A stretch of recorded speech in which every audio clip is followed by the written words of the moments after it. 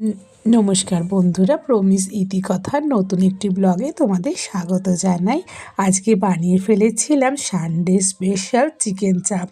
দোকানের মতো পারি না, নিজের মনের মতো করে চিকেন চাপ করতে যা যা লাগে সমস্ত কিছু দিয়ে একদম নিজের মতো করে বিরিয়ানি মশলা দিয়ে মাখি।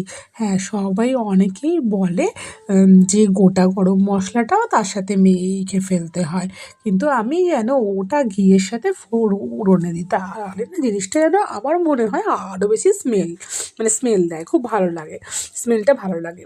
এবার আর কিছুই না, শুধু সবসময় নাড়তে থাকতে হবে এবং চাপা দিয়ে দিতে হবে। চাপা দিয়ে তোমরা যতবার নাড়বে 2-3 মিনিট ছাড়া ছাড়া তোমরা কিন্তু দেখতে হবে, দেখো পাশে ঘিগুলো ছাড়ছে।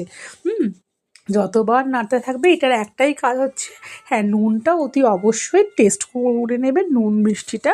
তবে সামান্য আমি মিষ্টি দিই, নুনটা নিজেদের পরিমাণ মতো দেবে। তারপরে আর কি, ভাত, রুটি, রাইস যার সাথে পারো খাও, দারুণ খেতে লাগে, সত্যি বলছি।